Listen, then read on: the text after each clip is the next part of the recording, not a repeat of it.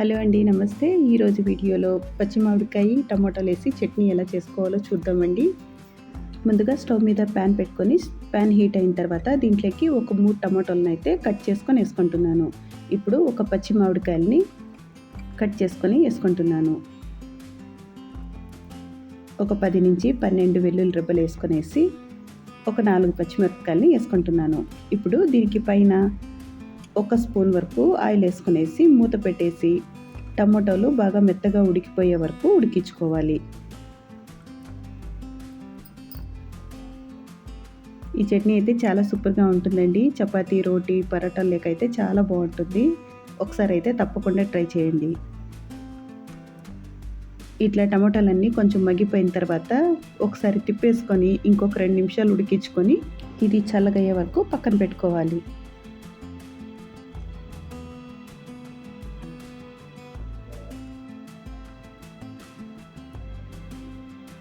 ఇప్పుడు ఇది చల్లగైన తర్వాత చాపర్ని తీసుకొని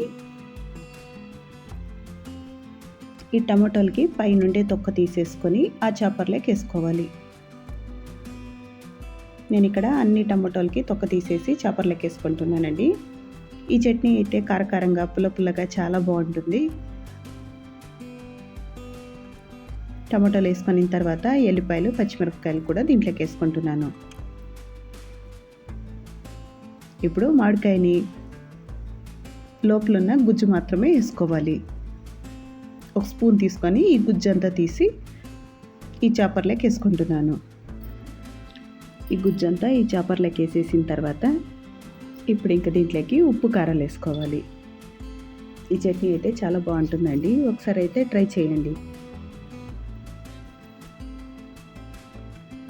తీపిగా, పుల్లగా, కారకారంగా చాలా బాగుంటుంది. రోటీ, పరోటా, చపాతీ దేంట్లోకైనా పర్ఫెక్ట్గా సూట్ అవుతుంది.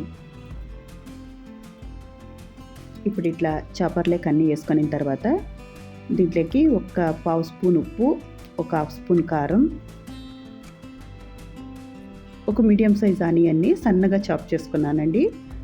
ఆ ఆనియన్ని దీంట్లోకి వేసేసుకుంటున్నాను. కొంచెం కొత్తిమీరని సన్నగా కట్ చేసుకొని వేసుకోవాలి. కొత్తిమీర కొంచెం ఎక్కువ ఉంటే కూడా పర్లేదు, బాగానే ఉంటుందండి. ఇంకా చాపర్లోకి వేసుకొనేసి కొంచెంసేపు చాప్ చేసుకున్న తర్వాత ఇట్లా చట్నీ అంతా ఫైన్గా చాప్ అయిపోతుంది. ఈ వీడియో మీకు నచ్చితే లైక్ చేయండి, షేర్ చేయండి, సబ్స్క్రైబ్ చేసుకోండి. మరో వీడియోతో మళ్ళీ కలుస్తాను. ఉంటానండి.